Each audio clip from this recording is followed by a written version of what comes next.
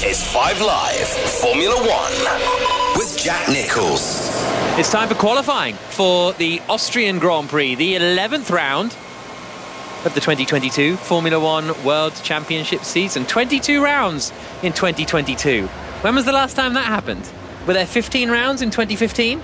16 rounds in 2016? Has this ever happened before? Hashtag BBC F1 or F1 at bbc.co.uk. My name is Jack Nicholls, as the man just said. Alongside me is Mark Priestley, the former Mclaren mechanic, and Andrew Benson, the BBC's chief writer of Formula One.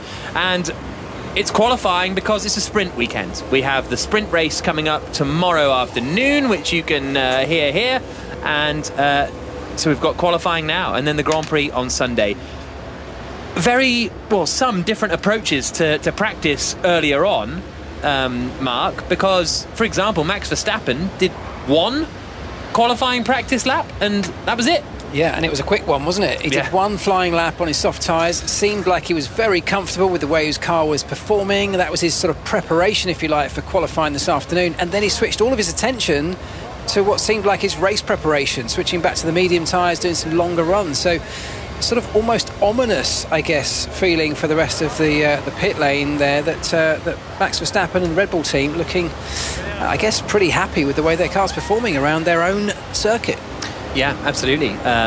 Originally the Österreich Ring, and in fact, very originally, the first F1 races, I'm going off the top of my head now, but they were on the airfield in Zeltweg. And then the track used to break up, so they built this circuit on the side of the mountain, which was the Österreich Ring, which was used until 1987, I want to say, and then a return in 1997 on what was then the A1 Ring, but named after a telephone service provider. So if you're in Austria, other telephone service providers are available, and then came back onto the calendar a few years ago now as the Red Bull Ring. Other energy drinks also available. Yes, exactly. Exactly. But I'm always curious about really, really sponsored places and whether we should call them the Red Bull Ring or not, or whether that's against, I don't know. But we call it the Etihad Arena, like for Man City and stuff. That's the whole purpose of the sponsorship agreement, isn't it? That people like us go and shout their name all over the place. But we don't call them Infinity Red Bull Racing, because that would be against the rules. And also wrong. Well, okay, but that's Andrew Benson, everybody. But you know what? You take my point. Yeah. But do we not only not refer to their entire sponsored name because it's so long and cumbersome to say? We just call them Red Bull. Well, yeah, maybe there is that also. But anyway, the qualifying session will be getting underway in just 2 minutes' time. So Red Bull looking very, very strong. Perez, though, wasn't quite there. There was a lot of kind of midfield lurkers as well. George Russell put a really good lap in at the end of the session in the Mercedes. Alpine didn't run the soft tyre at all during free practice earlier on, and despite that, Fernando Alonso looked fairly pacey. So, and also the Haas of Kevin Magnussen, that has historically qualified well here, looked strong also. So we're in for a really, really interesting session, I think, here. And this is the first dry qualifying session since Baku, right? I think you're right, it is amazing, isn't it? And this, for those who don't really know, this of course will not determine the grid for the race on Sunday, but will determine the grid for the sprint that happens tomorrow afternoon. So no points on offer today. This is all about your grid position for that all-important sprint that happens tomorrow, that then will determine the final grid order for Sunday's race. And of course, don't forget, tomorrow's sprint race does now offer points down to P8. So your qualifying position today will give you the best shot for that tomorrow, where there are points on offer. Carlos Sainz was the man who took pole position at the last Grand Prix in Silverstone as the championship stands at the moment. Verstappen has 181 points. Perez is second on 147. Leclerc is third on 138. Sainz is fourth on 127. So still a big gap between Verstappen and Leclerc. But if Leclerc can do another sort of pole position magic, as he seems to be able to do so often, then he would be potentially in a position to try and chip away at that championship advantage, and he needs to chip away more than he has been doing so far. The session is going to start in 15 seconds time. Christian Horner just having a discussion with his engineers, or the engineers, on the pit wall inside the garage. and then Charles Leclerc is about to head out on track as well, pretty much as the session starts, because you can get so many laps in here. He's going out on a used set of tyres to start with, Charles Leclerc, but you can get so many laps in because it's such a short lap, just a minute and 5, maybe 6 seconds. For those of you syncing up, 17 minutes and 50, 49, 48, 47 seconds left as Leclerc pulls out of the pit lane in that scarlet Ferrari, the man who has taken 6 pole positions in 10 races so far this season. Max Verstappen still only 2 poles to his name, Carlos Sainz having taken 1 and Sergio Perez having taken the other, and they make their way to the end of the pit lane now. Lando Norris is straight out because he lost a lot of running in first free practice. He broke down after 14 laps, didn't get any low fuel running in at all, to be perfectly honest. I think his lap time was 3.9 seconds off the ultimate pace, so he's got a lot of learning and searching to do in this first part of qualifying if he wants to get out of it. Yeah, he really has. So he never got a chance to run that soft tyre that they will all want to run now. Don't forget, qualifying rules of 2022 no longer mean that there are any specific tyre rules in play, in that you don't have to start the race on the tyre that you qualified your Q2 session if you're inside the top 10. So all of that's out the window. So the soft tyre will be everybody's preference, presumably. The faster, less durable tyre with the red wall around the outside. That's what they're all rolling out of the garages on now. One of the things to keep an eye on during this session is going to be traffic. As Jack said there, it's a very short circuit, fast lap time, but also very short in terms of its distance. And that means there's just simply not enough space on the racetrack in the early phase of qualifying when all 20 cars are out on the same bit of tarmac searching for their gap. So they've got to be very careful as they start to position themselves ahead of their flying laps. So some have gone straight out. The Ferraris have gone straight out on a used set of soft tyres. We're about half and half split. Tsunoda, Ricciardo, Norris, Vettel, Latifi, Gasly, Perez, Leclerc, Stroll, Albon and Sainz have all left the garage and are at the end of their outlap now. Everybody else is still in the pits, so a real half and half split. It's almost like they've decided to take it in turns. One half of the pit lane, off you go, you do the first half and we'll come out later. Yeah, absolutely. Up the hill now towards turn 3 comes Charles Leclerc. Comes through the first sector split and does a 16.9, which is not too bad, but it's about 0.3 slower than the quickest first sector we saw earlier on today, which was set by Max Verstappen as he now runs down the hill in towards turn 4. A 1 minute 6.3 was the quickest lap time earlier on this morning with Max Verstappen, as Leclerc comes around the right-hander at the bottom of the hill at turn 4. Latifi comes across the line to start a flying lap. Sainz is going fairly quickly. Tsunoda's on quite a quick lap as well. Leclerc's done the fastest middle sector of anybody though, and you can hear the Ferrari engine powering in between the avenue of trees over the crest and then down the other side into the quick right-hander of turn 9. Slightly slower but still fast final corner at turn 10 out across the line, and Leclerc does a 1 minute 6.7, so half a second slower than Verstappen managed earlier on.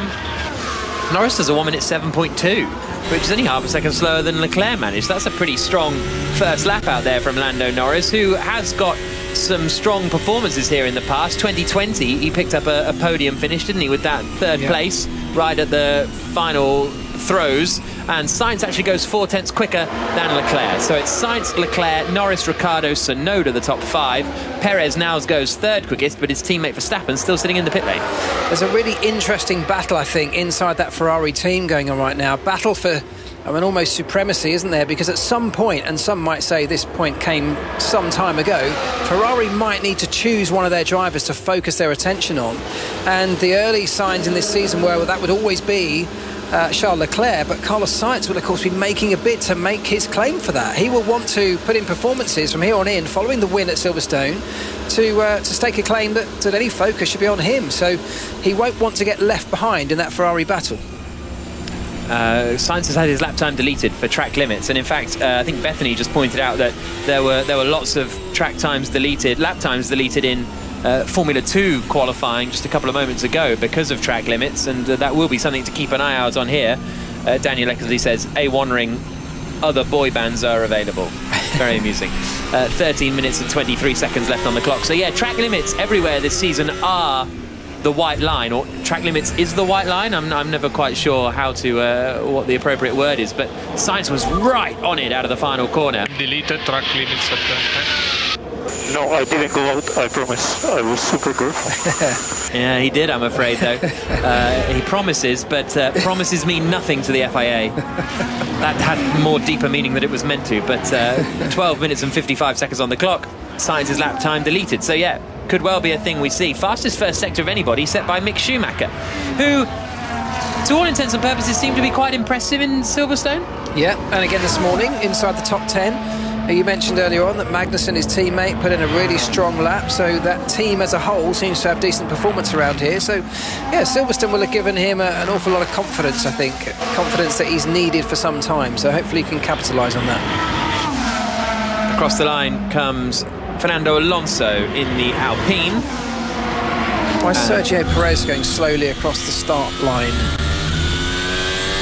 Stroll's had his lap time deleted. So has Sainz, as we know, and Latifi. In fact, Sainz has had two. Oh, one was an outlap. So, okay. So,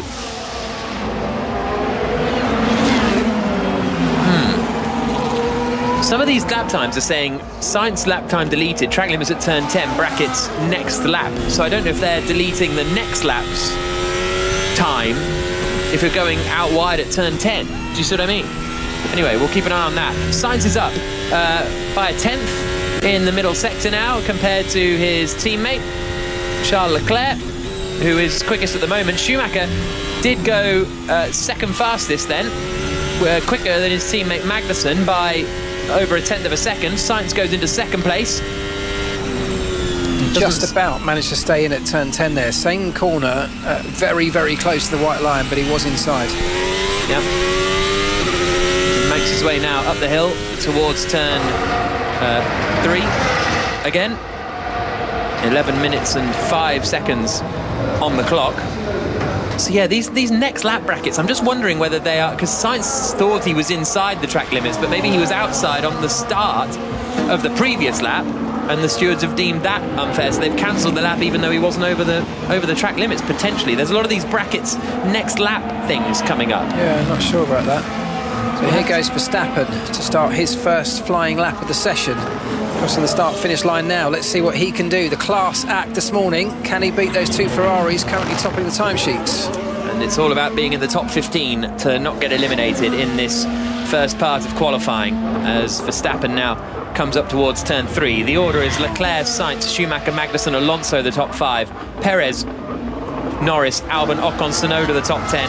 Gasly, Ricciardo, Vettel and Zhou, the top 15 as it stands. As I say that, Stroll now jumps up into 8th position with 10 minutes on the clock. Russell splits the Haas cars and goes in between Schumacher and Magnussen and slots into 4th position. Hamilton only goes 9th fastest and ends up doing a 7.0, which is 4/10 slower than his teammate George Russell. 10 minutes to go.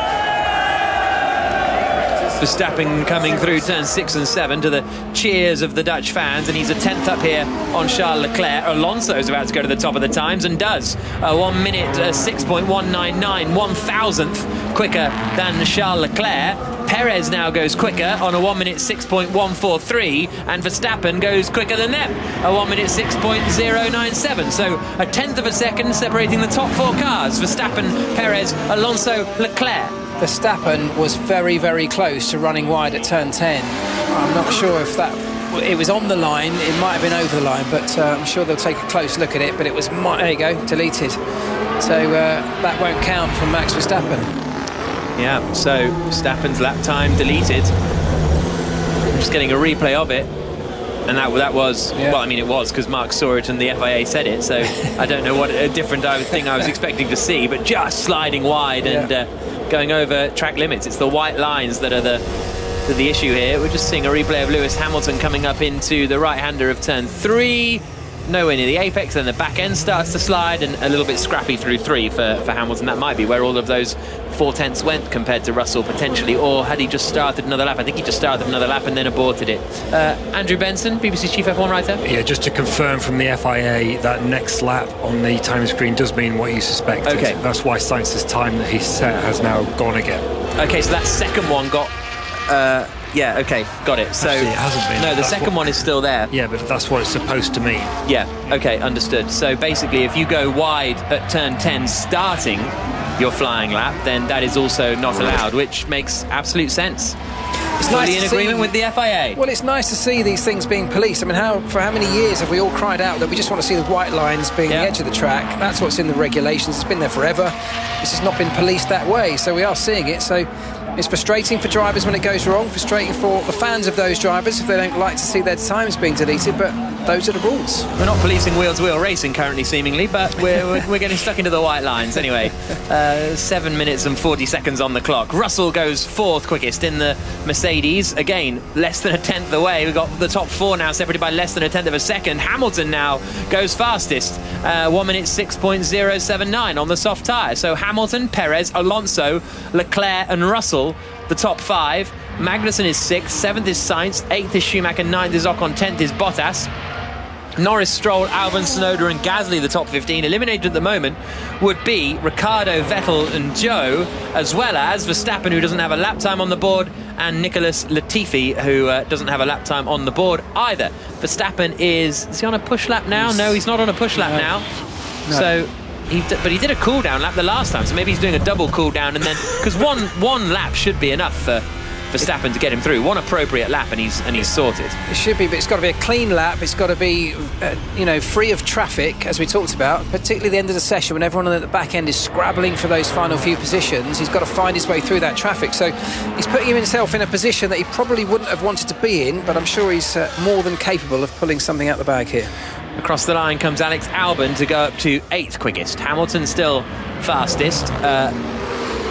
So as I say that, Albon's lap time gets deleted. I was just going to say what a great lap time from Alex Albon, but obviously he didn't use the circuit in the appropriate way. But just 4/10 off Hamilton was Albon, I think. Yeah. That's pretty good in the Williams, isn't it? Albeit that lap time has now disappeared from the timing sheets.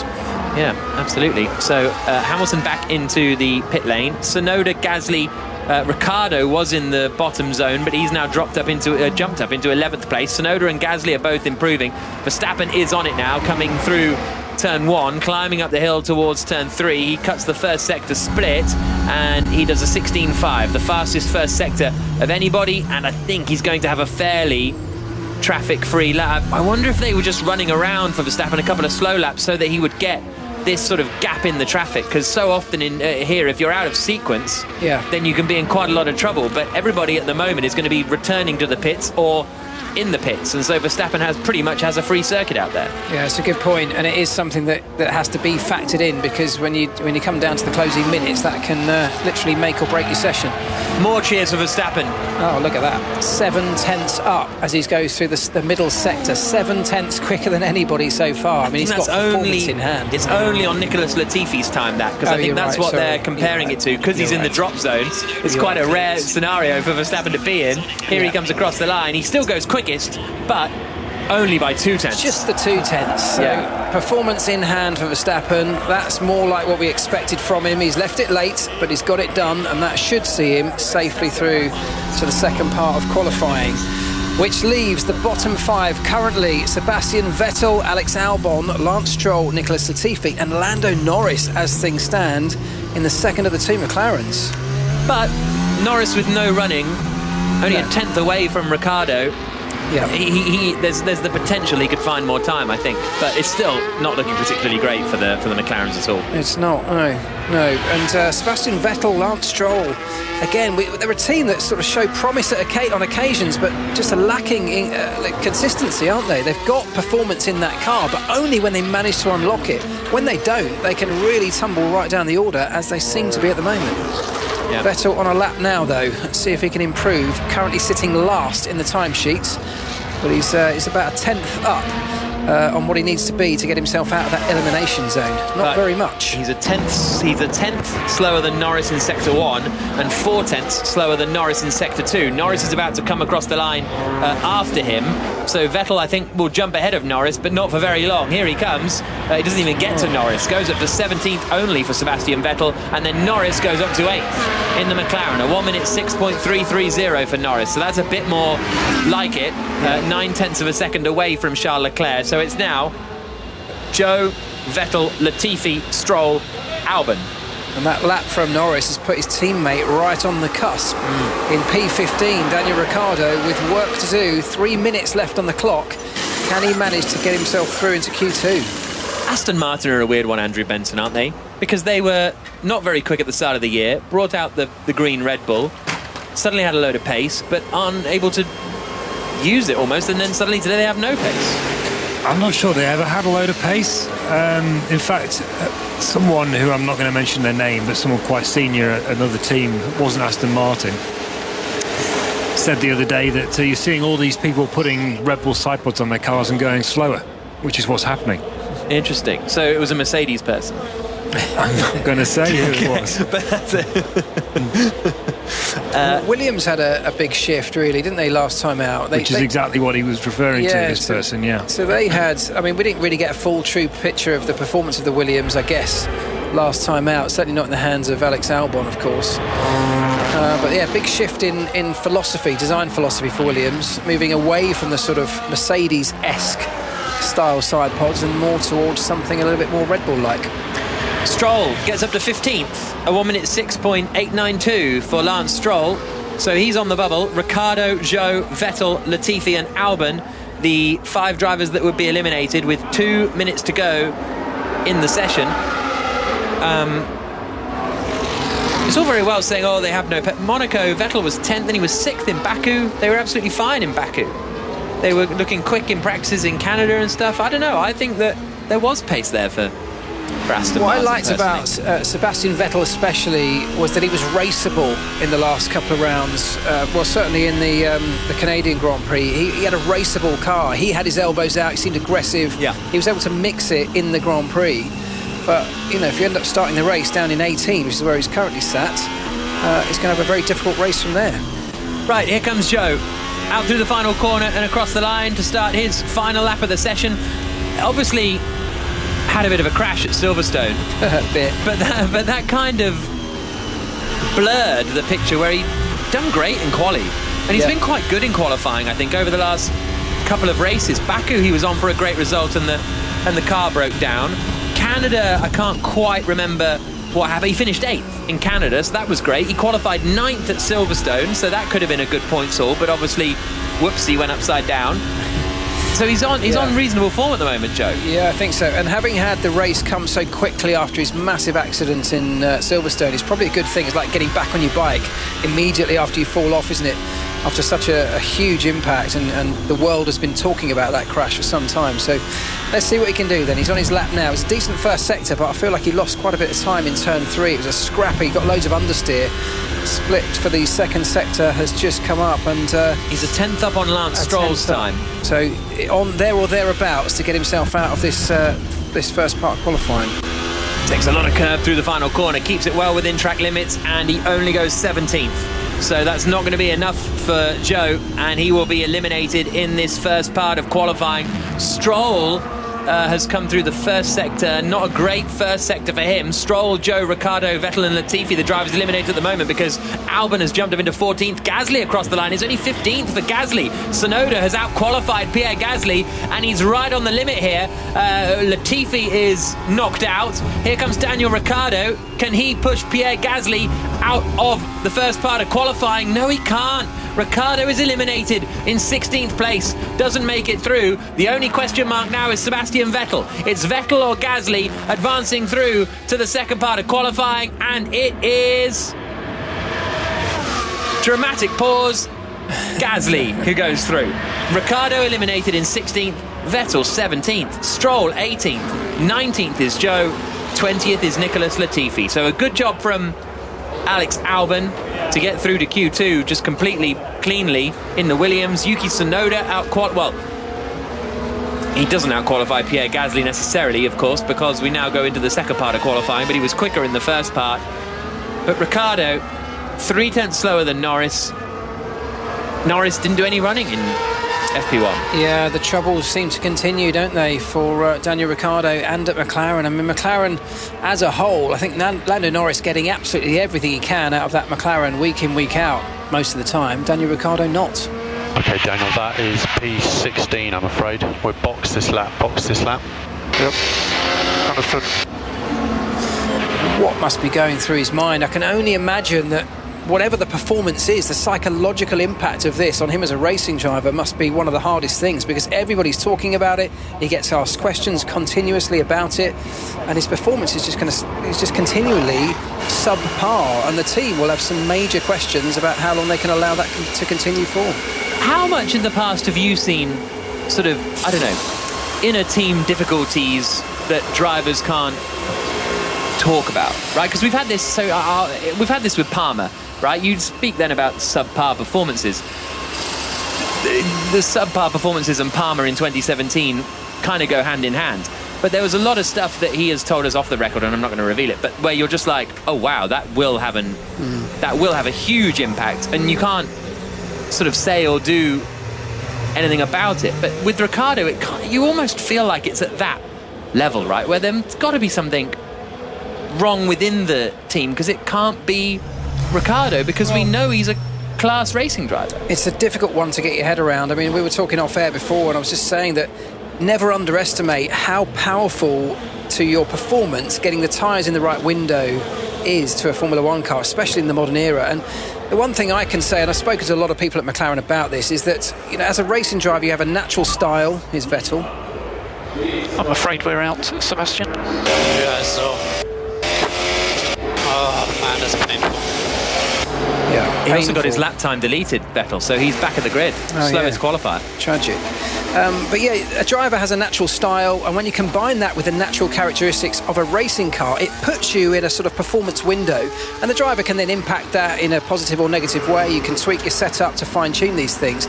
But if those two factors combine, and it puts you on the edge of the tyre performance window, the temperature window, you can, one week you can be inside that temperature window, and then you can be a second a lap faster than the next week when you might fall just outside of that tyre temperature window, when you might be a second slower. It can make that much difference. And it feels to me like that's where Daniel Ricciardo and this McLaren currently sit, right on the edge of performance. That's why you get the inconsistencies. On occasions we've seen great performances from him, and now what's starting to happen is, because we've had a number of poor performances, you know, it starts to play in your mind, and the psychological impact on a driver can be just as big as any physical strengths or weaknesses you might have. So Ricciardo goes for a look at the timing screens. Andrew Benson, do you want to... I don't think it's tyre temperature. I think it's on average over the season he's 3/10 off Norris, but I would suggest he's never been 3/10 off Norris, right? I would suggest he's either 6/10 or right with him. You know what I mean? It's almost always tyre temperature. There's lots of reasons for that. Yeah. I mean, from my conversations with McLaren, I don't think they think it's tyre temperature. Let's put it that way. What, do they think Daniel Ricciardo's a bad racing driver? They don't really understand why it's happening, just like none of us understand why it's happening. But, I mean, I come back to something I said a couple of races ago. Maybe people are asking the question the wrong way around. What, how good is Lando Norris? Yeah, exactly. Because, I mean, you can't extrapolate across drivers all the time. You just can't, because there's too many different circumstances going on. But at the same time, we've only got each other driver in the team to compare. You're right, Andrew. We've only got each other. You know, and I don't know what to say about it, but you know, I just think that the more I look at what's going on in Formula One at the moment, the more I think that Leclerc, Verstappen, Russell and Norris, the four top drivers from the new generation, are really, really, really good. But didn't we think that about Daniel Ricciardo when he was in a good car? I think in 2016 he looked like possibly the driver of the season. But then from after that, Verstappen he began to get on top of him, didn't he? And then it began to look like Verstappen was definitely better. And by the end of their time at Red Bull together, Verstappen had a couple of tenths on him. Let's be honest. That's what the situation was. Yeah. And but to this day, Ricciardo remains the closest teammate Verstappen has for sure. Yeah, absolutely. But again, there could be all sorts of other things going on with that, because since then, Verstappen's only had, until this year, he's only had people who were new or someone in Sergio Perez, who last year who had a car he wasn't comfortable with. When he was comfortable with the car earlier this year, he was much closer. I don't know. I just look at it, and Russell's come in, and he's there or thereabouts with Hamilton, and Hamilton, we know how good he is. Sainz, let's not forget, was basically neck and neck with Verstappen on pace when they were teammates at Toro Rosso. Norris was pretty even with Sainz, and the only outlier from that is that Leclerc is sort of pretty consistently being quicker than Sainz, but then maybe Leclerc's the fastest driver in Formula One at the moment. We don't know that, do we? But no, I just think they're all really good, and maybe that's part of what we're seeing with Ricciardo. I do think there's something else going on, but I do think that that's an important factor. But we can only judge a driver's performance based on his performance in that car on that particular day. So we judge a Daniel Ricciardo back in the day in his Red Bull. He was blisteringly fast. In his Renault, really struggled in the beginning of that Renault period. He came good more towards the end. But a driver has as I said earlier, has a characteristic, a natural driving style. A car has a characteristic as well. And sometimes when they don't match up, or if one can't be adapted to the other, it can make a huge difference to performance, and therefore then how we judge those drivers. I don't believe Daniel Ricciardo is no longer a great racing driver. I just think that he can't get his head around this very different way of driving this particular car, and for whatever reason he's got himself into a downward spiral. And as I said, I think the psychological impact can really exacerbate that, and perhaps that's what's taken over at this stage. I don't know. I mean, the concern, as cars go out at the start of Q2, laps will start coming in. I'll shut up in a minute. But just to finish this point about Ricciardo, I think the concern is going forward. Basically he was all through last year pretty much he was slower than Norris. Yeah. There were a couple of races where he wasn't, but he was basically slower than Norris. And all through this year he's slower than Norris. And he's over 30 now, and tell me about it. Yeah. So in the team they're asking, are we ever going to get over this? That's the live question. 2 years or 1.5 years of this happening. Is there a light at the end of the tunnel? It doesn't appear so at the moment. That's where McLaren's heads are. What do we do about this? Do we have to make a change? And even if you get over this problem, even Daniel Ricciardo at his best, is he any better than Lando Norris? I would say almost certainly not on the evidence of the last season and a half. Yeah. Caitlin says, really interesting chat. Time to reframe the McLaren question and say, Lando is that good. Carrie saying, Andrew Benson making an excellent point. Maybe it's about how good Lando Norris is, and it's very true. Bethany pointing out that Norris is a Ginetta Junior graduate, so of course he's great, which is highly amusing. But yes, Q2 underway then. 12 minutes and 20 seconds on the clock. And Ocon is the only driver to have set a lap time so far, a 1 minute 6.4. Sonoda now does a 7.0, but Leclerc's done the fastest middle sector of anybody. Down through the final corner, it was a 1 minute 5.4 that Leclerc did in the first qualifying session. Here he comes across the line now, and it's a 1 minute 5.7, so 0.3 slower than he managed previously. Just because there were just because Vettel's lap time got deleted, the 5 drivers eliminated are Ricciardo in 16th, Stroll in 17th, Joe in 18th, Latifi in 19th, Vettel in 20th. Verstappen across the line to do a 1 minute 5.5, 0.3 quicker than he managed in the first part of qualifying. Russell does a 5.7, which is 0.3 quicker than Charles Leclerc. Hamilton to the line now, he goes quicker than Verstappen, a 1 minute 5.538 for Lewis Hamilton. So Hamilton 0.3 quicker than Verstappen, 0.2 quicker than Russell and Leclerc, and then 0.4 quicker than Sainz, 0.9 quicker than Perez in 6th. Ocon, Gasly, Sonoda and Norris, the top 10 at the moment, but no lap times yet. In fact, Norris just goes ahead of Sonoda because, in fact, neither of them have set a lap time. It doesn't even matter. Haven't had a lap time yet either from Albon, Alonso, Magnussen, Schumacher and Valtteri Bottas. So that's where we are at the moment. A moderately encouraging lap that from Lewis Hamilton. Again, only Q2, first laps in Q2, but quicker than Verstappen. Both Ferraris slower than both Mercedes, but very early stages, surely, Andrew. Have you got the record of the tyres? Did Leclerc and Verstappen go out and use tyres then? I think maybe that's what's going on. I think maybe Leclerc did a run on he did use tyres at the start of Q1, and then I think he put a set of new tyres on.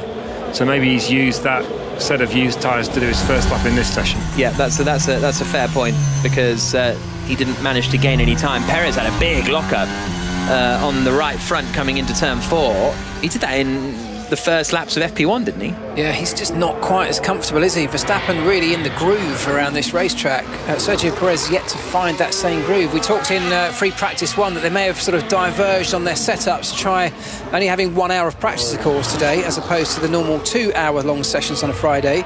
They may have split their strategies to work on different things, and the one that Sergio Perez was on seemingly not working at all, so they opted to go back to the opposite direction of development, of setup. So maybe he's a little bit behind the curve, and hopefully he'll get into that groove at the same point that Verstappen has. Here comes Albon across the line in the Williams, and it is 7th fastest for Alex Albon, a 1 minute 6.4, fractionally quicker than Esteban Ocon's Alpine. Ocon, though, improves actually just as he comes around the final corner and goes a bit to 6th place. So Albon shuffled down into 8th position. The 2 Haas drivers leave the pit lane now. We're just having a look at Lando Norris coming up into turn 1 and missing the apex and having to abort the lap and going wide at the first corner. So no improvement this time, but Norris actually hasn't got a lap time on the book, because I think he made a mistake on his first flying lap down at turn 4. He did, yeah, he ran wide there as well, so just struggling to either get tyre temperature or just get comfortable with the car. But he's still got plenty of time yet. 9 minutes left on the clock for this session. So across the line comes Kevin Magnussen down towards the first corner. DRS slams shut. He turns it into the right-hander up the hill. Very calm and collected on the wheel, no corrections at all. Hamilton improves and does a 1 minute 5.4, so finds a bit more time and is almost a 10th up on Max Verstappen. Magnussen is a couple of tenths away from Hamilton at the first sector. Worth pointing out that well, it's also a sprint, so this didn't count last year either, but you don't have to start on the tyre you're doing this second part of qualifying on, so that's not a thing to take into consideration. 8 minutes and 20 seconds to go. Magnussen now coming into the double left-hander at 6 and 7. We'll see what his middle sector split is going to be like. He's only 3 tenths down actually on Hamilton there, so this is a pretty decent lap incoming here from Magnussen. No, I don't think he'll quite get in there with the Ferraris, but this looks like it's got 6th place written all over it. His teammate, though, is slower in Sector 1, but a 10th quicker. Well, no, basically the same in Sector 2. Here comes Magnussen, and he goes into 6th place. Nice. A 1 minute 6.153. Schumacher coming to the final couple of corners now. Well, I still think Magnussen left a tiny bit on the table. There was a couple of moments where he missed an apex just by a metre or so. Decent lap, though. Here comes Schumacher, though, at the final corner. Let's see what he can do as he crosses the line. Schumacher goes 6th, displacing Magnussen. So a great performance from both Haas cars. Schumacher quicker than Magnussen. I remember the last Grand Prix I did was the one before Silverstone. Second. That's so close. And I think it was Baku. I think it was Canada, where we were saying Schumacher's had a difficult season, hasn't really got a good blood, etc. But he's doing a very good job here. Perez across the line, so only do a 1 minute 6.2 on those soft tyres. He's in 8th place at the moment, Sergio Perez. Here comes Bottas out across the line, and he remains in 10th position now. So the top 10, as it stands, Hamilton, Verstappen, Russell, Leclerc. In fact, Perez has just had his lap time deleted as well, so he's got an all or nothing coming up, Sergio Perez, in the next 7 minutes. Because the order is Hamilton, Verstappen, Russell, Leclerc, Sainz, Schumacher, Magnussen, Ocon, Bottas, Perez, the top 10, and then Albon, Gasly, Norris, the top 13. Here comes Alonso. Where's he going to put himself? He goes up into 6th place now. So Perez is eliminated as it stands with 6.5 minutes to go. It's all or nothing for Sergio Perez. Tsunoda, having a couple of goes at getting into turn 7. He's 8 tenths down after the middle sector on Hamilton's time, although he's going pretty similarly compared to his teammate Gasly. Tsunoda quicker in Sector 1, 200ths down in Sector 2, so I think Tsunoda has the advantage after the first 2 sectors, comes across the line, goes 13th fastest. Gasly does get ahead and goes into 13th. I'm pretty sure he went wide at the final corner, so I'd be surprised if that lap time stands from Gasly. I'm sure he crossed the white line. 800ths quicker than his teammate. We'll see whether it gets deleted or not. Sainz had a lap time deleted in all of that earlier on too, as Perez now returns to the pit lane. 5.5 minutes to go. 11th fastest for Sergio Perez. Quite a bit of pressure on the Mexican now. Yeah, there really is, yeah. Looks like Gasly's got away with that one, if maybe my eyesight's not as good as I thought it was. But yeah, Perez under pressure now. I've seen the replay of Perez. Turn 9. Track limits at turn 9. Yeah, copy. There's some understeering it. Feels like the car is not switching on the tyre. So Perez saying he can't get the tyres turned on, basically. Yeah, it's frustrating, that sort of understeer where the front end just sort of washes out and doesn't turn in as precisely as you need it to as a racing driver, and it's one of those really annoying phenomenons where you're just drifting out past the edge of the outer line of the circuit. That's what happened to Perez there. Not a lot you can do about it. Turning the steering wheel more doesn't seem to help. It'll throw you into an oversteer situation. So they've got to dial that out with the setup of the car by tweaking some springs or roll bar setups on the front end of the car perhaps, just to try and tweak that. Just a tiny amount. That might just give him the fielding that he needs. Right, so knocked out as it stands would be Perez, Albon, Gasly, Tsunoda and Norris. Norris is out on track now because he's not actually managed to get a lap in with those 2 errors that he made at turns 4 and turns 3 respectively. So on his 2 sort of attempts, the Ferraris are out now starting another lap on the used soft tyres. But here comes Norris. Formula One, the whole, the Amazon predictory thing, saying you need a 1 minute 6.2 is going to be the knockout time, and at the moment Perez is on a 1 minute 6.4 in 11th place. Bottas in 10th is a 1 minute 6.3. So yeah, whatever the stats things with the Amazon things are, which are, I don't know, traditionally a bit hit and miss, but that is a 1.6.2 is the needed time, and it's a lock up on the right front from Norris coming into turn 3.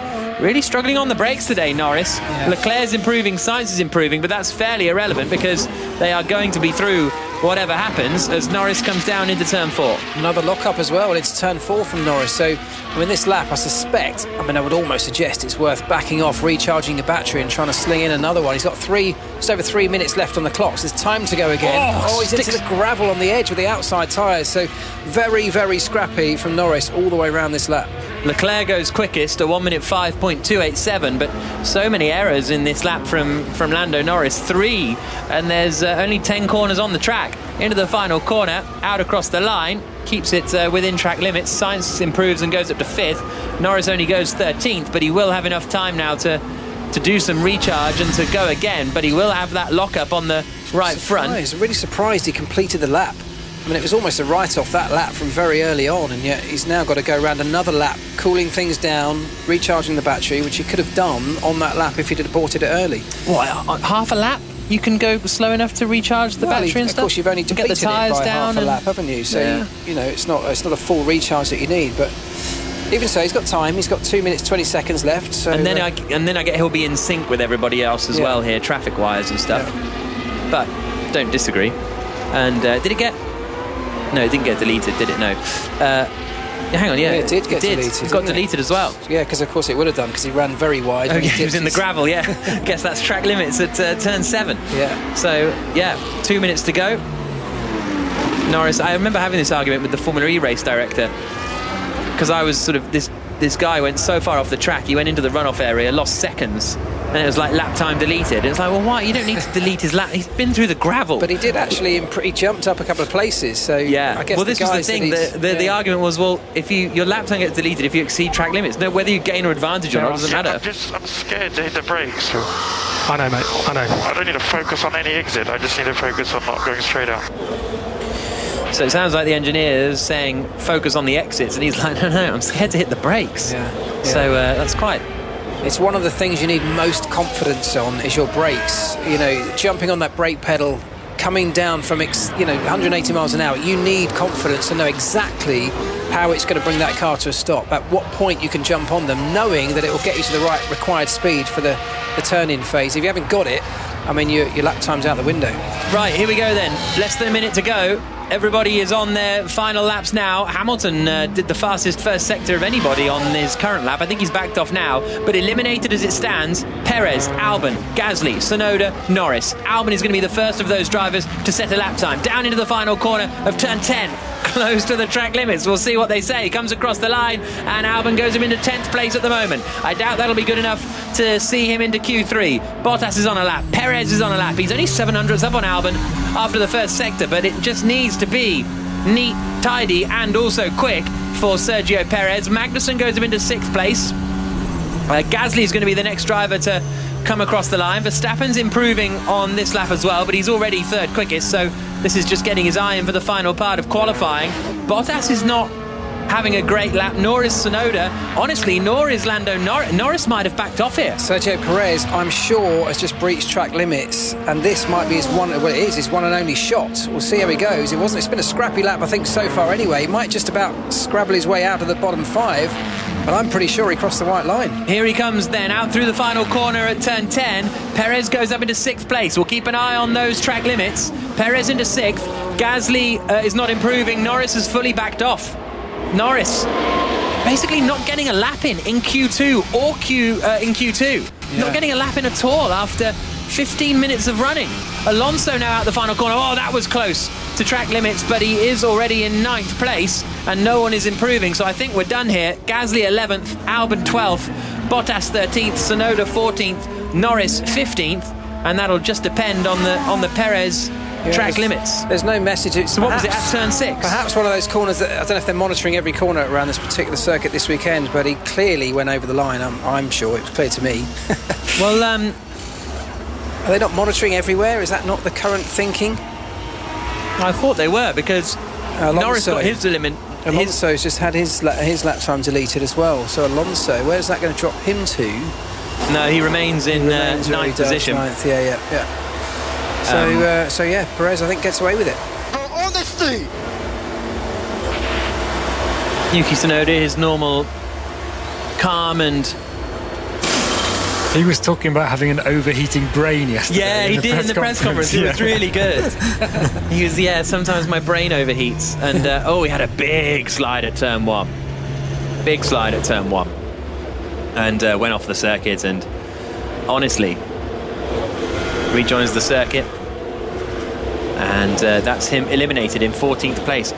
It's very rare in a 12-minute session, or no, 15-minute session, to just not get a lap in. Yeah, really frustrating. Which is what happened to Norris, is what I'm saying. Very frustrating for Lando, because we've seen glimmers of performance from him. He's not been utterly comfortable in that car yet. Missed a lot of the practice session this morning, but he definitely had more performance than his 15th place would suggest that he has in that car. Yeah, P11.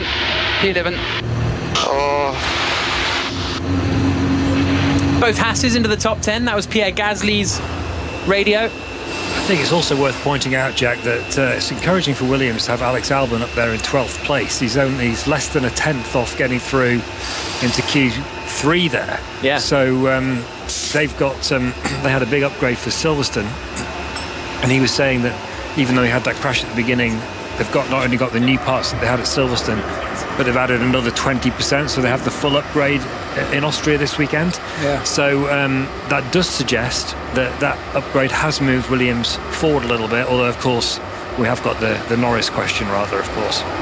Yeah. So yeah, it looks as though Perez got away with that track limits. I'd never make a line judge at Wimbledon, would I? Whoa! Which corner was it? Because I was looking at the timing screen. I think it was 6. I'm trying Exit to of 6. now. Where Norris went in the gravel. Yeah, I think it was there. That's interesting, because Norris got his done at that corner, didn't he? I'd have to have another look. Well, it's not the most notable thing, is it? Don't worry yourself too much. So Leclerc quickest, Verstappen second, Hamilton third, Sainz fourth, Russell fifth, Perez sixth, controversially according to Mark Priestley, 7th for Magnussen, 8th for Ocon, 9th for Alonso, 10th for Mick Schumacher. Eliminated, 11th on the grid will be Pierre Gasly, 12th will be Alex Albon, 13th Valtteri Bottas, 14th Yuki Tsunoda, 15th for Lando Norris. So battle for pole incoming. A Mercedes in it. They might. I know we were talking about old tyre neutral, but everyone basically was on old tyres at the end of Q2. Hamilton did the fastest first sector of all and didn't actually improve, but Leclerc has only gone like a tenth quicker. I don't think they're in it. I don't think they're in it for an out-and-out qualifying lap. I think when everyone switches things on and get themselves into that groove, if we get decent laps for everybody, I don't think they've got the pace.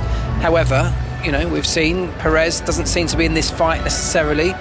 Sainz not as comfortable as his teammate, so there might be gaps opening up in between those Red Bulls and Ferraris that they could easily slot into.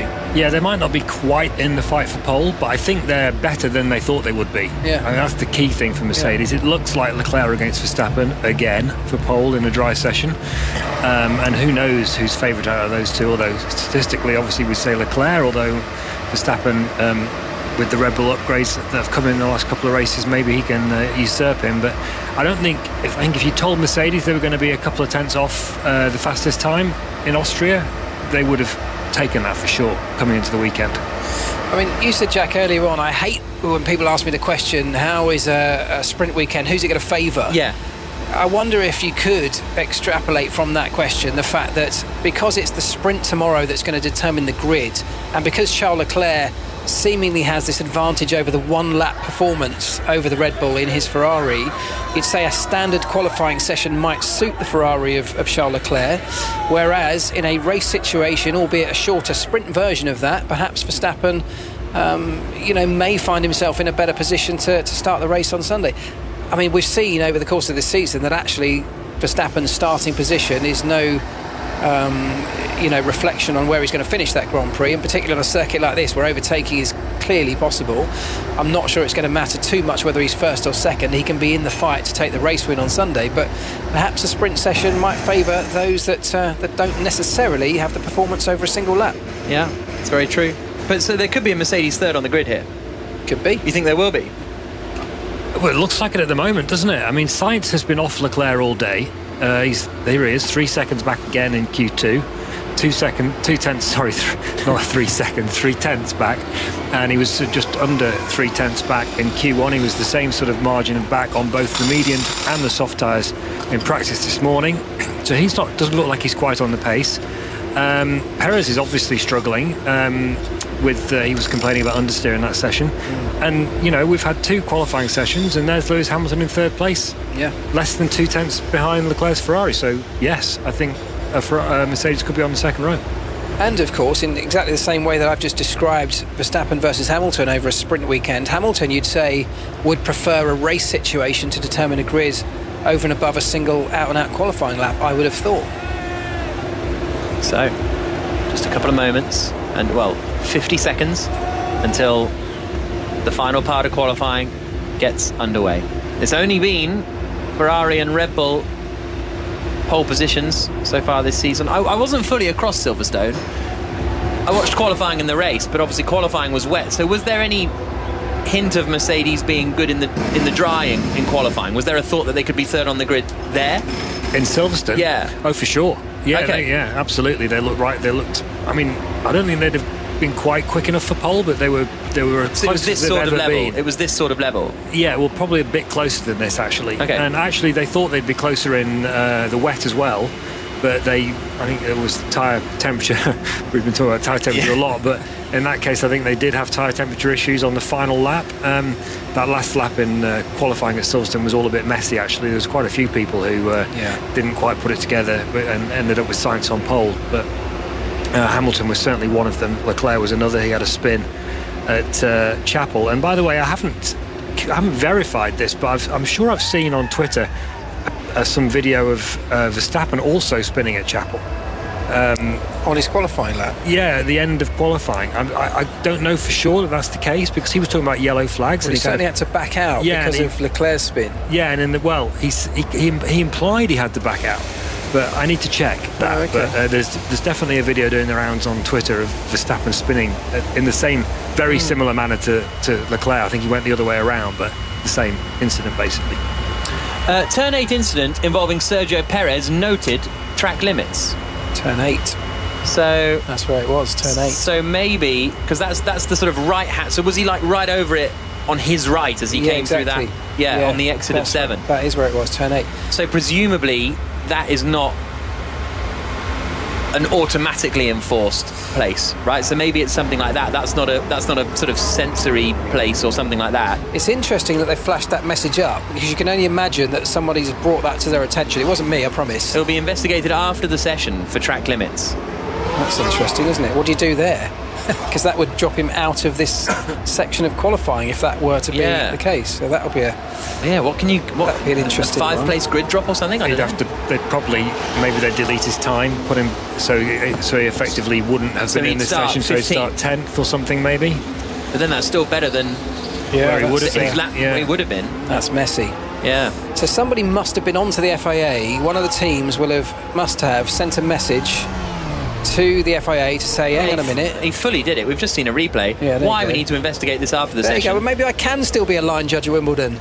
Exactly. Hawkeye would come in. Hawkeye would come. They'd challenge your call, and Hawkeye would come in, and then there we go. Why we need to wait till after the session? He's done it twice. Yeah, he did it 6 and 7. Yeah, but 6 seems to be automatically. So maybe he didn't quite go off at 6. It was close at 6. 7's a no-brainer. So yeah, quite why it takes this amount of time, who knows?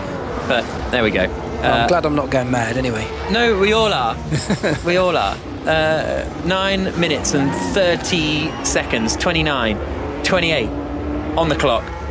Final part of qualifying, everybody's out on circuit. It's a difficult one for the FA to sort out for so many reasons, because not only does it affect, obviously, Perez's position, but somebody would have been in this session of qualifying that now isn't. The problem, and it would have been Gasly. Yeah. The problem is, it was on the telly. I think that's the frustrating part with some of these things. It was on the telly. No offence, even Mark Priestley saw it. Like, how are the FIA missing that? Until someone obviously brings it to their attention 10 minutes later. Anyway, we're out on track now. Ferraris are not slipstreaming each other at all. They are completely opposite ends of the circuit, because this is where the Ricciardo-Verstappen relationship took a downhill turn, didn't it? In 18, it must have been, when there was an argument about who should slipstream whom. Mercedes don't seem to be slipstreaming. Ferrari definitely aren't, but Red Bulls are very, very close together on the circuit. But Verstappen is only just ahead of Sergio Perez. So we'll keep an eye on that. 8.5 minutes to go. First sector times coming in. Hamilton is 10th and a half up on Leclerc. Hamilton quicker than Leclerc and Sainz and Russell through the first sector. Verstappen through the first sector now goes quicker than Hamilton. Leclerc does the fastest middle sector, but he's the first driver through it. He's now coming up over the crest, down into turns 9 and 10. Swings it through the right. One more right-hander to go. Russell dives out of the way, so Russell aborts his lap. Leclerc comes out across the line, and the benchmark time is a 1 minute 5.183 for Charles Leclerc. But both Verstappen and Sainz are going quicker. Hamilton does not. Hamilton bails out of his in the same way that George Russell did. So both Mercedes bailing out of their laps. They're doing like a double quick lap or something. Tyre prep, that's what that'll be, Yeah, so interesting. They're doing an out lap and then a prep lap and then a cool down lap, I guess. Is Russell going for it now? Yeah, so they're doing like a prep and then a full cool down and then a fast lap. So very interesting from Mercedes. Perez goes 4th fastest. So Sainz didn't get ahead of Leclerc, but Verstappen did. Verstappen is quickest. A 1 minute 5.092. A 10th quicker than Charles Leclerc. Sainz is 3rd. Perez is 4th. Russell is 5th. Ocon is 6th. Magnussen 7th. Oh, so my apologies. That must have been... I apologise. It was Hamilton getting out of the way at the end of the lap. Yeah. So that was Hamilton who backed off. Russell did not back off, and he carried on his merry way and went 0.05 slower than Sergio Perez. So what's Hamilton going to do now? He's on a cool down lap now after doing a quick first sector. Interesting. Maybe must have been mistakes in there from Hamilton then. Perhaps, yeah. I'm not sure. I didn't see that.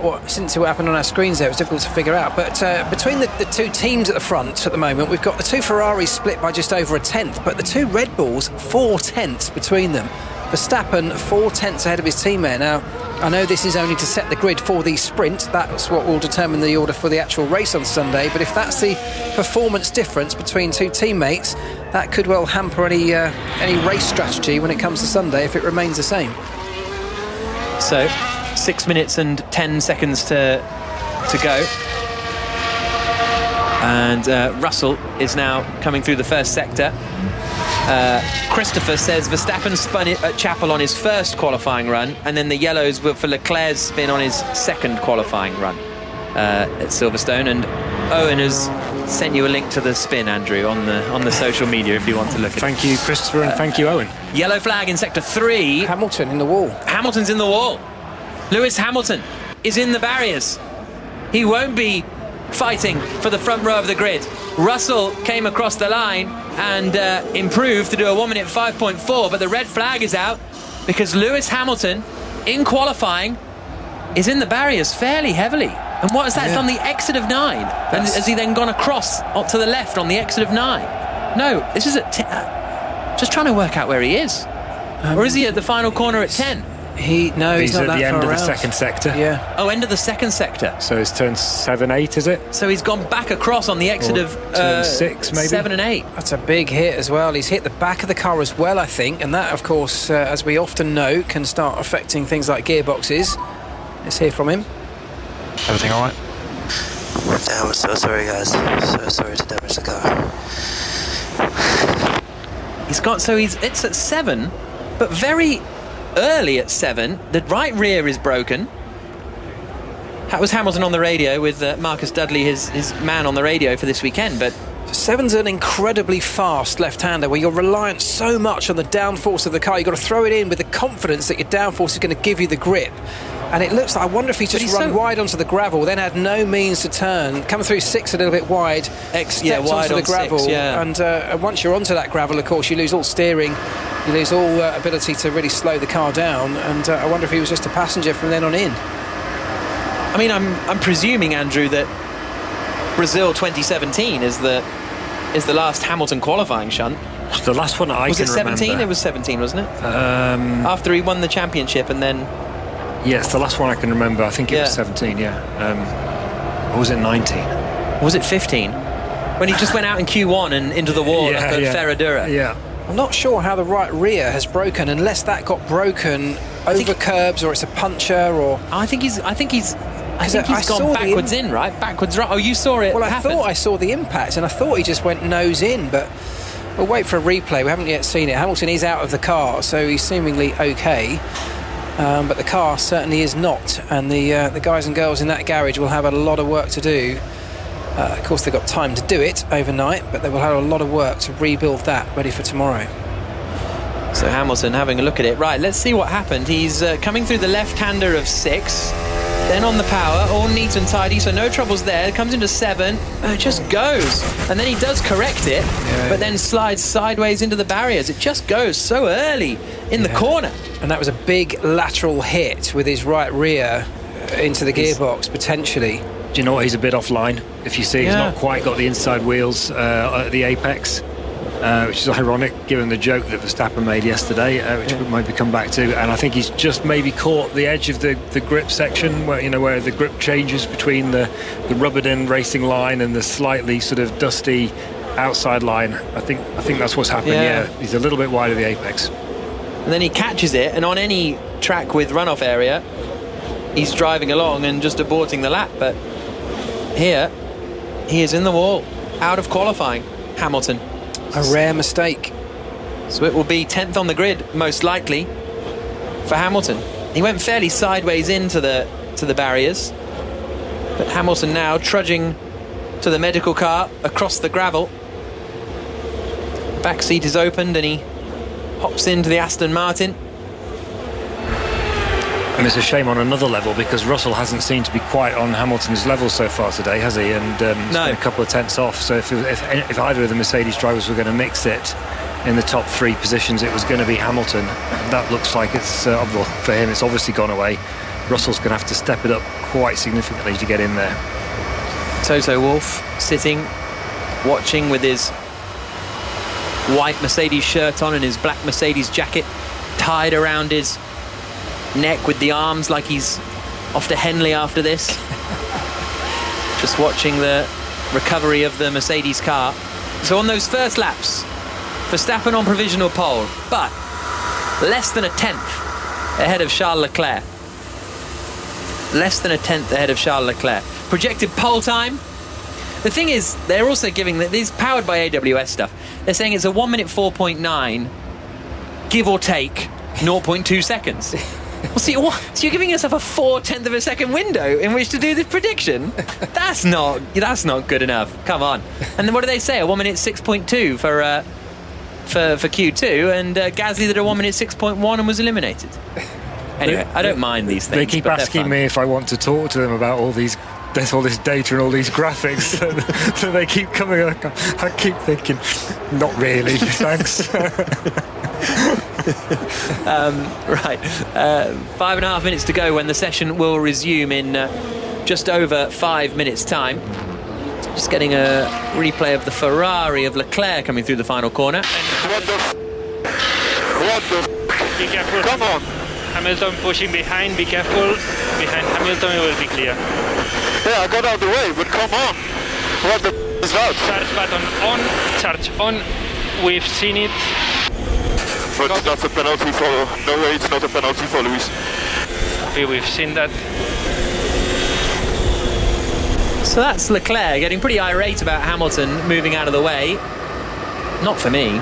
It was a very late and abrupt change of direction from Hamilton, but I don't think it impeded Leclerc in any way. I mean, I'm sure when you're going that speed, somebody moving that quickly out of your line is disruptive, but yeah, it didn't seem like it was. What's more worrying for me was the fact that Charles Leclerc's engineer was telling him that it was clear behind Hamilton, and yet Hamilton was in front of him. Well, I think that's because when he came across the line, he's then giving the information about who's behind, and it's like, well, Hamilton's pushing. Delayed. Yeah, he was about to start his lap, wasn't he? Yeah. They're very, very sensitive, the drivers, about that turn 8. Is it 8 and 9, the last two corners? Or is 9 and 10. 9 and 10. They're very sensitive about those last two corners there, because you're coming downhill into 9, and it's really, really fast, that corner, and you can't see if anyone's between 9 and 10, and you've got to commit. So they get very, very upset, and that's what that big debate was last year when there was all they ruled we weren't allowed to queue there. If they were going to back off to build for a qualifying lap, they weren't allowed to slow down in that section of the lap. That's why. Where did we end up? What position am I? We're still waiting for... Well, we've got the rest of the session. We're currently in P8, and we're going to end up in P10. So everyone else has gone back out, I imagine. Yeah, so that lap looked to be on course for P2, P3. Well, so Mercedes reckon they had P2 or P3 in there, but as it is, it will be 10th on the grid, most likely, for Lewis Hamilton. I never know how to say this, but Lanu, I don't know, L4Nu, but it was 2017 Brazil where Hamilton crashed in qualifying, because he just won the championship, hadn't he? Because that was in that period where he'd never won a race having won the championship already. There was that period for like 5 or 6 years where he would win the championship and then not win a race for the remainder of the season if he wrapped it up early. Session's going to restart in 2 minutes and 40 seconds. Yeah, just over 5 minutes, or 5 minutes 29 seconds left on the clock. Of course, the clock stops in qualifying. It doesn't in practice sessions, but in qualifying it does. So they'll get the entirety of that. Just over 5 minutes then to go out. Perhaps he might be lucky enough to get 2 laps in if you need them. Schumacher on the cusp in P10 at the moment. Alonso just ahead of him. Hamilton, of course, will disappear very quickly, I would imagine. He's currently in P8, but if everyone else improves, he'll drop down to P10. An opportunity for Schumacher, isn't it, to get himself a decent start position for tomorrow? Yeah, certainly is. So we'll see what Schumacher can do. Maybe Alonso's got a bit more in there as well. Sainz found some decent pace in that last session, although, he gained about 0.2 from his Q2 time. But it does look like it's going to be Verstappen versus Leclerc for pole once more, and well, Leclerc was quickest in the second part of qualifying and the first part of qualifying, but it's Verstappen who's on provisional pole position at the moment. The sprint race coming up tomorrow afternoon. 1 minute and 30 seconds on the clock. Hamilton will not be taking part in this second part of final part of quali, this second segment of the final part of qualifying. And I just wonder when people are going to go out here. Because are we going to wait till we got, 3 minutes on the clock or something? Or are you going to go straight out when there's 5.5? Nobody looks particularly poised and all set to go. Leclerc is still waiting in the pit lane. I'm surprised how little they seem to care about the slipstream this year. Yeah. When they've been, because that was part of the, as Andrew was saying, all that queuing up in the last 2 corners was kind of to get a slipstream. And we're not seeing that queuing up really happening in anywhere near the same way. It was Monza-esque last year, but they all seem a little bit less fussed this year. Well, remember, the drag effect of these cars is much less this year. The DRS effect is bigger under the new rules, but the drag effect is less, which is why... Because it's coming from the floor and stuff. Yeah, so, which is why actually we're seeing cars can follow more closely, but the overtaking isn't actually really any easier because they've sort of helped one aspect of things but worsened another aspect of things with these new rules. So that's why we're not getting quite the slipstreamery that we have been before, even though Verstappen and Perez were very close on track. Hamilton now walking back down the pit lane, goes in front of George Russell's car, gives him a little sort of wave before Russell gets lowered down from the jacks onto the ground. Verstappen still sitting at the wheel of his car. The clock is ticking, but Verstappen is still sitting with everything attached basically to his Red Bull. The same is true at Ferrari, a mechanic just with his hands over the electrical connection that powers the tyre warmers on the front left of Leclerc, waiting, poised to unplug and send the Ferrari on his way. And it's Russell who leaves the pit lane first in the Mercedes. 5th quickest at the moment, slower than the 2 Red Bulls and the 2 Ferraris. Verstappen, Leclerc, Sainz, Perez is the order at present, and Russell makes his way onto the track. Brand new set of soft tyres.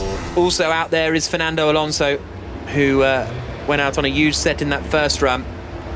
Verstappen pulls his visor down and then puts it back up again as he still sits at the wheel of his Red Bull, and no movement in the pit lane yet other than George Russell. So what Russell doesn't want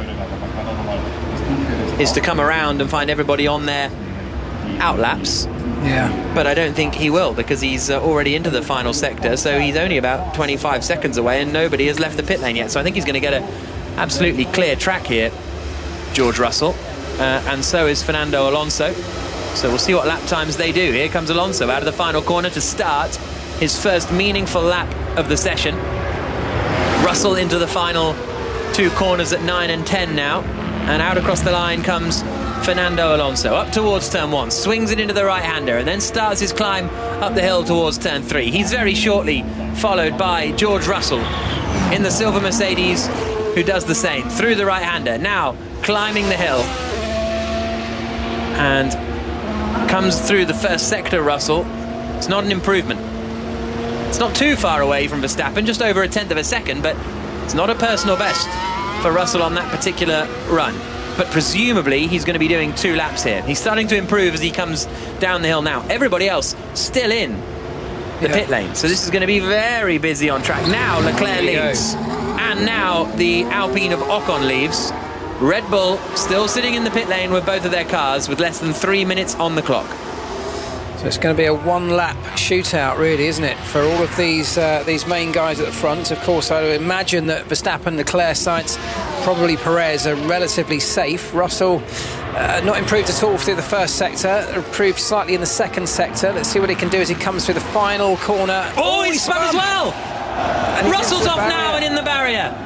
Both Mercedes spin out of qualifying, and the red flag is flown with 2.5 minutes on the clock. And that is going to be tight for everybody to get back out and do a second run. It's doable, but it's going to be really tight. Verstappen hadn't left the pit lane yet. Russell has spun at the final corner, backwards into the barrier. Not a huge amount of damage, broadly speaking, just the right rear. But who knows what's gone on sort of gearbox-wise, but it's not a ginormous crash for Russell. But he's lost it into turn 10. Disaster for the Mercedes team. I mean, we've been talking about things improving for them, things getting better. A car that they have now some confidence in, they can build on. And he just got it horribly wrong. He was pushing, coming through the last 2 corners, down the hill into turn 9. He went, just about kept it under control. And it was turn 10 on the way in. Flicked it into the right-hander, and the back end just swung around, and he slid all the way across the runoff area, backwards into the tyre barriers. Very disappointing. Okay. Yeah. So red flag.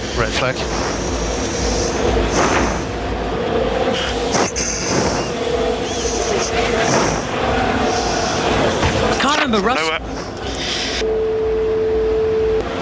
Can't remember Russell binning it in quali much. It's quite a strange one, that. The circuit falls away in turn 10. It's a right-hander, but it sort of falls downwards into a dip. And it just came round like a pendulum. They're so heavy, these cars now, particularly around the rear end, that when it starts to go, it's often very difficult to recover it. He tried his desperate best, but it just came all the way round and backwards into the wall. That spin for Russell is one that I always expect to see at turn 10, but you never do. Yeah, right? yeah. That's when you're like playing at home on the play. That's the spin you always have, right? Because it's such a quick corner. You've got a full commitment, send it in, but you never really see it. No, but physics says it should happen a lot more. Yeah, exactly. So Russell out of the session. The session will restart very soon. Now, this is where we were having this discussion the other, I think it was in Baku. And Baku was a bit different. When they restarted a qualifying session fairly late on, I think it was Q2 or something, and it was a real mess, honestly. Feels like 2.5 minutes on the clock. I mean, it is doable for everybody, but it's just going to be quite tight. It's definitely doable, but we've only got 8 cars now left in this session, That's true. so traffic's less of an issue. And although it feels tight, and you sort of feel, oh, well, shall we just call it quits? The guys at the back, the guys fighting for... knock a minute on. That's what I think they should do. Add a minute on. Well, yeah, you could do that. I don't think 2.5 minutes is anything to be too concerned about. I think if it was less than that, we'd be having this conversation. But, I think, we are having this conversation. Oh, we don't have to have this conversation. We don't want to have it. We've just had it. It's done. This was a bit of team radio replay from Kevin Magnussen. Okay, we've got red flag. For what? So Russell went off at turn 10.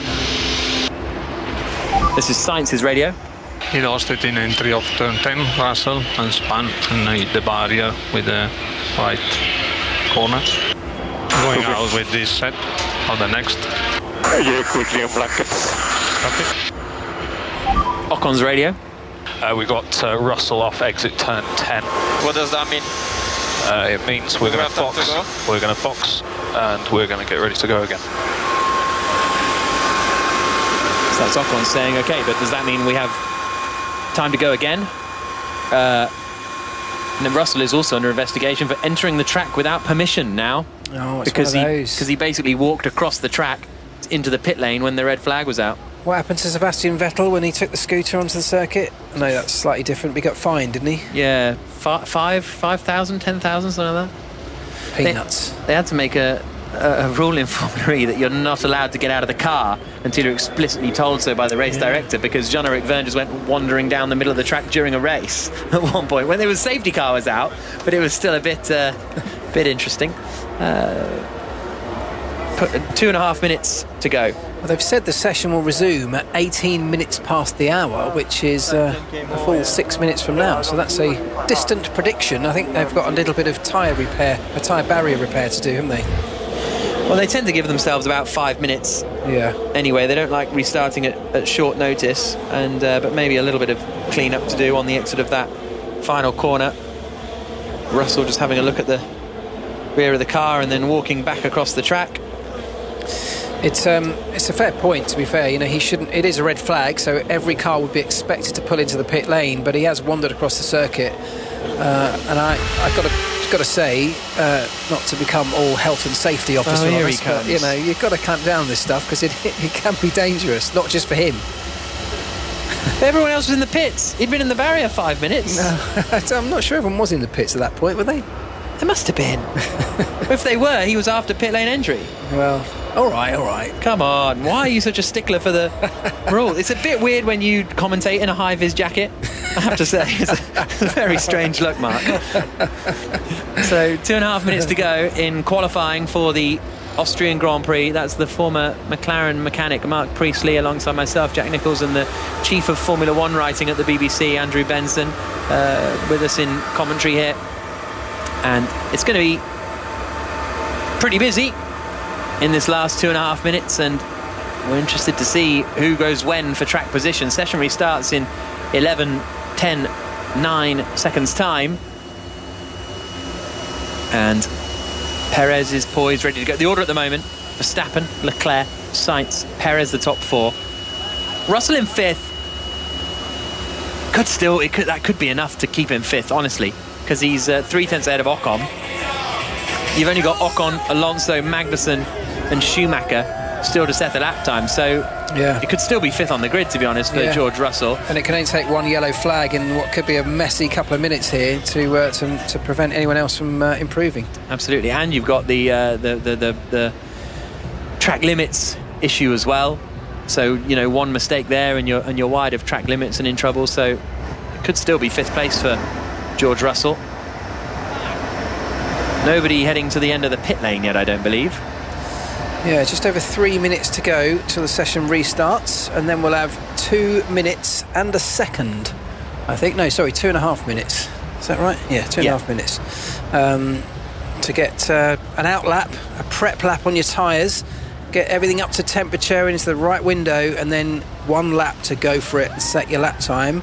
That will set the positions that you start tomorrow's sprint from. So all to play for. Not in terms of the Grand Prix start, but in terms of the sprint start, and that of course can have a big impact on how you do start that Grand Prix. So quite a lot at stake, and there are points on offer tomorrow of course for the sprint, so this is meaningful to say the least.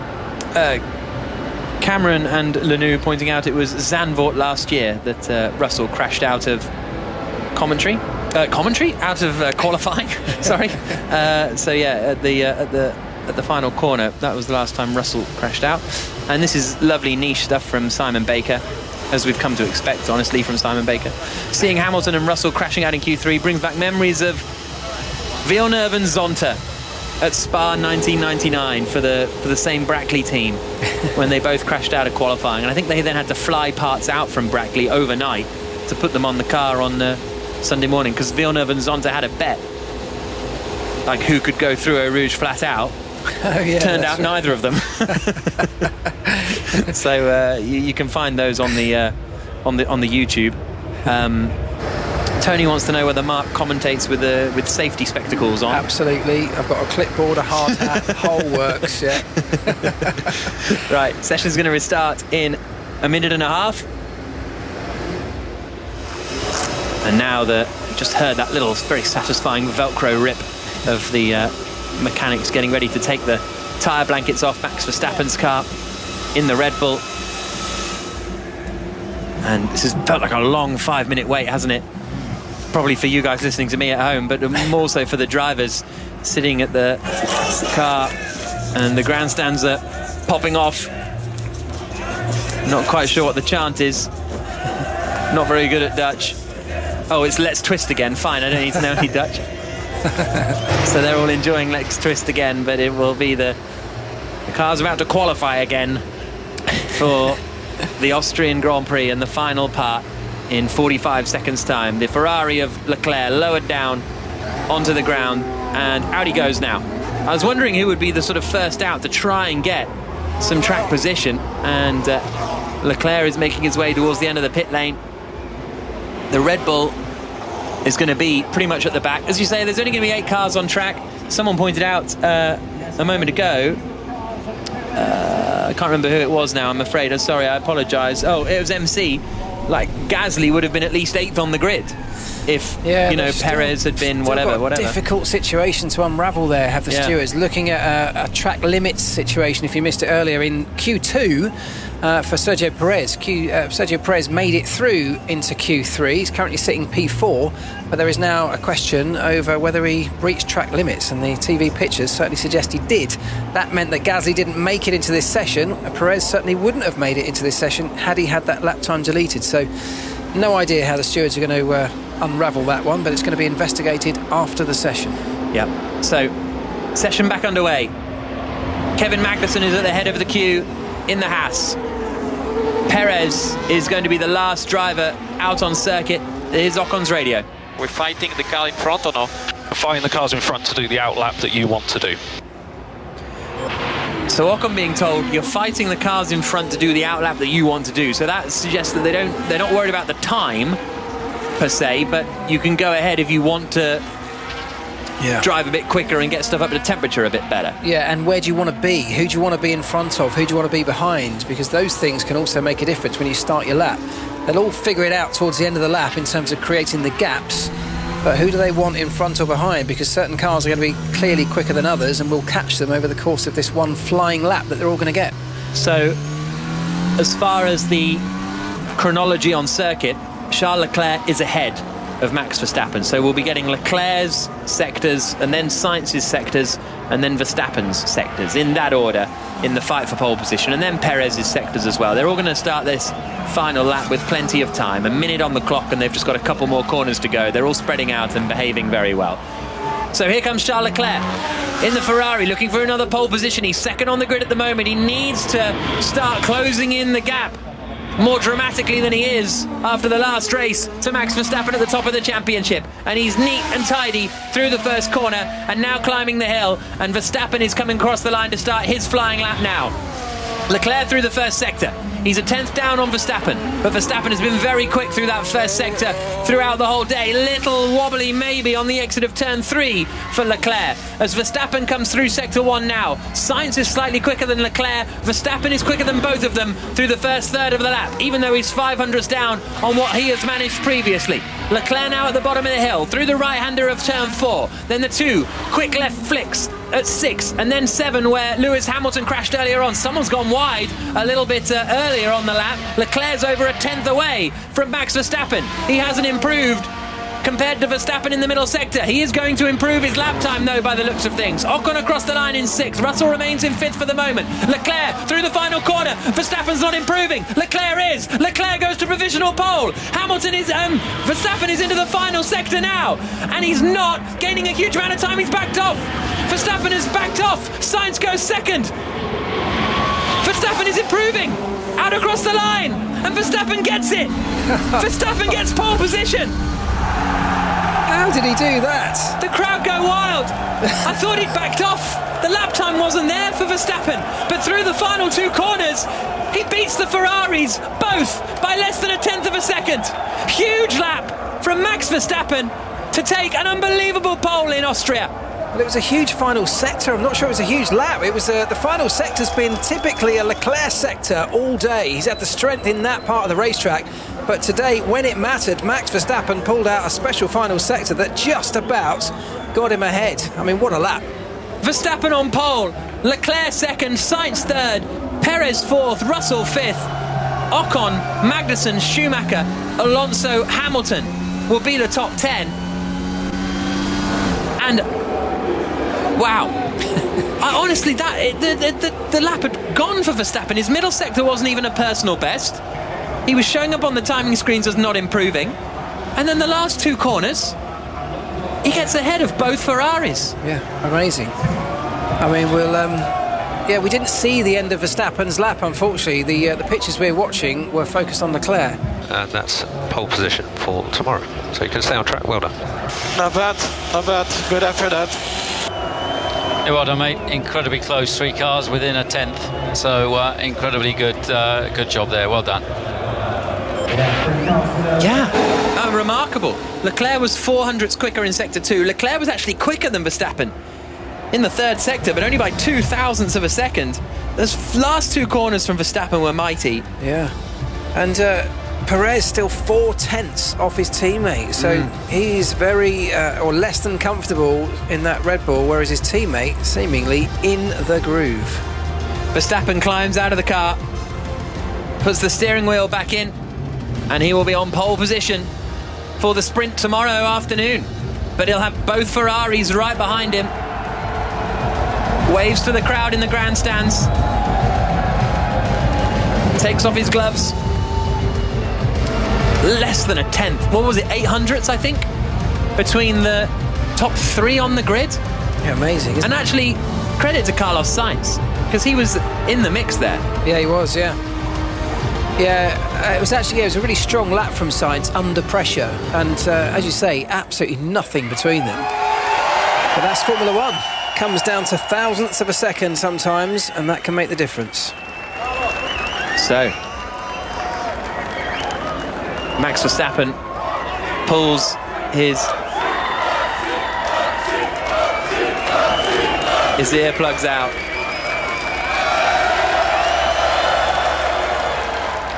Not quite sure what the chant was there either, but he certainly seemed to appreciate it. And what a drive from Verstappen, pole position. Billy Munger is going to be speaking to our top three, starting with Max Verstappen, who's on pole position for the sprint tomorrow afternoon. Max Verstappen, another pole position here in Austria. I mean, these fans admire your work here. You've had great success here at this track. Sum up that qualifying session for us. How was that lap in the end with the red flags you had to deal with? Yeah, it was a very long wait, of course, between the two runs, and that's never great. Once you are in a rhythm, it's nice to just keep on going. Also, you know, the track temperature is dropping, the wind was changing a little bit, but at the end, yeah, it was a very tight qualifying, and it's a really challenging track as well to get everything right. There are not that many corners, but the corners you have are quite tricky and easy to make a mistake. But yeah, of course, very happy with pole, but I also know that, you know, tomorrow and Sunday you can get the points. And you mentioned tomorrow and Sunday. Obviously, last time out in Silverstone, Sunday didn't quite go your way with the issues you ran into with bodywork damage. Going into tomorrow's race, obviously it's a sprint race tomorrow, so there's big points on offer across the whole weekend. What's your approach going to be down into turn one? Are you going to be aggressive with your defence and try and keep that lead if possible?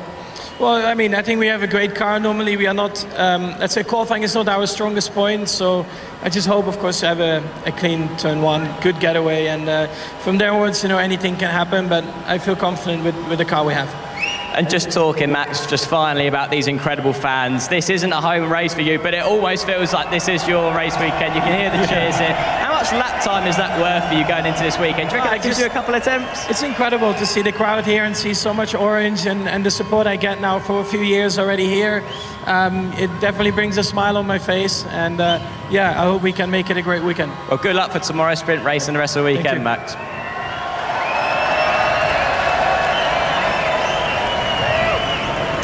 Charles Leclerc, front row here in Austria. Sum up that qualifying session. Obviously, it was tricky. We saw a few mistakes from different drivers. It looked like the conditions were challenging out there. Yeah, definitely. I think we are all three very, very close. So it was an exciting qualifying. In the last lap, I struggled a little bit bringing the tires back after such a long time in the pit. So, but Max was just a little bit quicker. So congrats to him, and hopefully we'll have an exciting race tomorrow. And the last few races, the issue for you guys, like you say, Ferrari is, in general, have been strong on a Saturday. Obviously, today qualifying happens on a Friday due to the sprint race. Going into the rest of the weekend, obviously, you've had a tough time when it comes to the races recently. There's an opportunity to score big points this weekend, having that sprint race. So are you going to play it nice, cool, calm and collected down into turn one and up the hill into three? Or what is your approach going into the race? Well, I just want to have a clean race. Obviously, there's been 5 races that it's a bit of a disaster on my side. So yeah, I just hope that everything will go clean and that we can finally score the points that we deserve. Well, a point to score tomorrow and Sunday. So good luck for the rest of the weekend, Charles. Thank you very much. Thank you.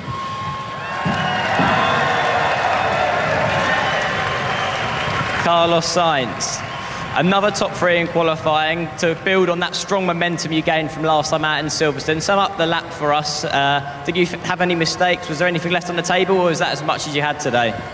Oh, for sure. When you look back and you see how close it is, you go back to a lap and find places where you've left that 10th of a second that could have given us pole. But I'm sure these two guys also know more or less where they lost it or where they gained it.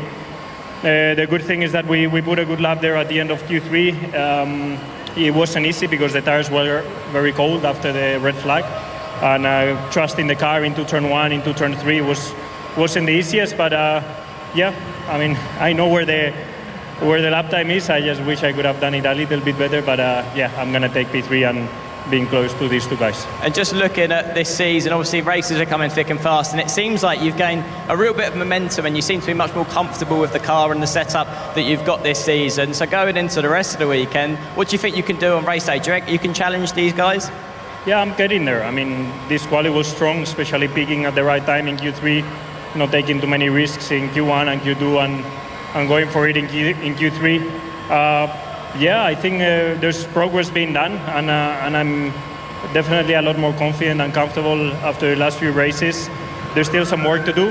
The good thing is that we have FP2 tomorrow. We will long run the car, try the tires, and try to get a bit more comfortable in order to go for it in sprint quali and race. And obviously last time out in Silverstone, Carlos, you got your first pole position. You went on to win the race. You haven't won the sprint race yet though, so tomorrow, is that the plan, to try and win that sprint race and pick up the points on offer? Yeah, I think starting P3 on the clean side, there's everything to play for. I think it's going to be fun racing here with with the amount of slipstream there is and tows and DRS, etc. I think it's going to be good fun, so we're going to have a good weekend. Well, Carlos, good luck for the rest of the weekend, I'm sure, and I hope it will go your way. Thank you. So there's the top three talking to Billy Munger down on the start-finish straight after qualifying for the Austrian Grand Prix. The sprint gets underway tomorrow afternoon. Our next broadcast for you will be at 11:25 tomorrow morning in the UK on Free Practice 2.